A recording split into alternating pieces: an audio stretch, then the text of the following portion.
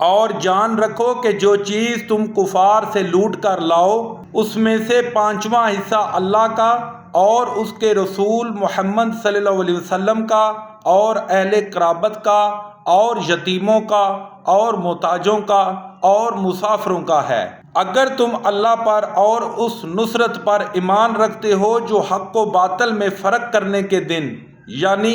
جنگ بدر میں جس دن دونوں فوجوں میں مڑ بھیڑ ہو گئی اپنے بندے محمد صلی اللہ علیہ وسلم پر نازل فرمائی، اور اللہ ہر چیز پر قادر ہے۔ جس وقت تم مدینے سے قریب کے ناکے پر تھے اور کافر بعید کے ناکے پر، اور قافلہ تم سے نیچے اتر گیا تھا،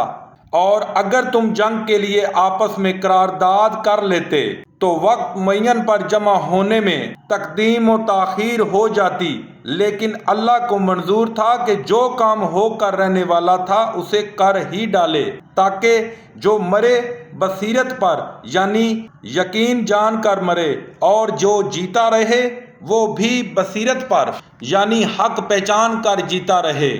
اور کچھ شک نہیں کہ اللہ سنتا جانتا ہے۔ اس وقت اللہ نے تمہیں خواب میں کافروں کو تھوڑی تعداد میں دکھایا، اور اگر بہت کر کے دکھاتا تو تم لوگ جی چھوڑ دیتے اور جو کام درپیش تھا اس میں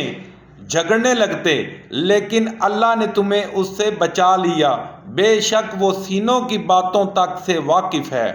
اور اس وقت جب تم ایک دوسرے کے مقابل ہوئے تو کافروں کو تمہاری نظر میں تھوڑا کر کے دکھاتا تھا اور تم کو ان کی نگاہوں میں تھوڑا کر کے دکھاتا تھا، تاکہ اللہ کو جو کام کرنا منظور تھا اسے کر ڈالے، اور سب کاموں کا رجوع اللہ ہی کی طرف ہے۔ مومنو، جب کفار کی کسی جماعت سے تمہارا مقابلہ ہو تو ثابت قدم رہو اور اللہ کو بہت یاد کرو تاکہ مراد حاصل کرو، اور اللہ اور اس کے رسول محمد صلی اللہ علیہ وسلم کے حکم پر چلو، اور آپس میں جھگڑا نہ کرنا کہ ایسا کرو گے تو تم بزدل ہو جاؤ گے اور تمہارا اقبال جاتا رہے گا، اور صبر سے کام لو کہ اللہ صبر کرنے والوں کا مددگار ہے۔ اور ان لوگوں جیسے نہ ہونا جو اترتے ہوئے یعنی حق کا مقابلہ کرنے کے لیے اور لوگوں کو دکھانے کے لیے گھروں سے نکل آئے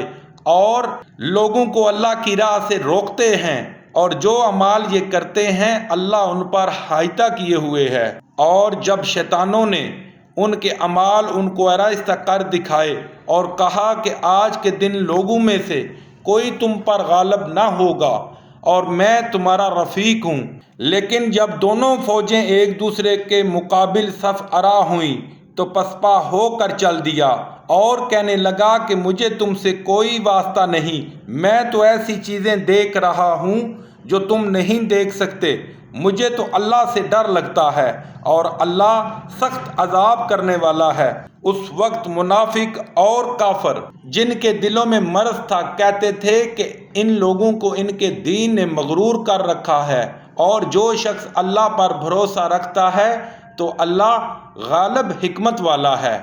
اور کاش تم اس وقت کیفیت دیکھو جب فرشتے کافروں کی جانیں نکالتے ہیں، ان کے موئنوں اور پیٹھوں پر کوڑے اور ہتھوڑے وغیرہ مارتے ہیں اور کہتے ہیں کہ اب عذاب آتش کا مزہ چکھو، یہ ان اعمال کی سزا ہے جو تمہارے ہاتھوں نے آگے بھیجے ہیں، اور یہ جان رکھو کہ اللہ بندوں پر ظلم نہیں کرتا، جیسا حال فرعونیوں کا اور ان سے پہلے لوگوں کا ہوا تھا ویسا ہی ان کا ہوا کہ انہوں نے اللہ کی آیتوں سے کفر کیا تو اللہ نے ان کے گناہوں کی سزا میں ان کو پکڑ لیا۔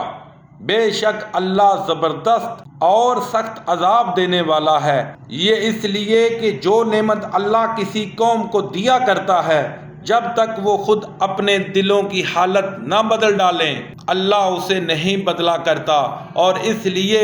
کہ اللہ سنتا جانتا ہے۔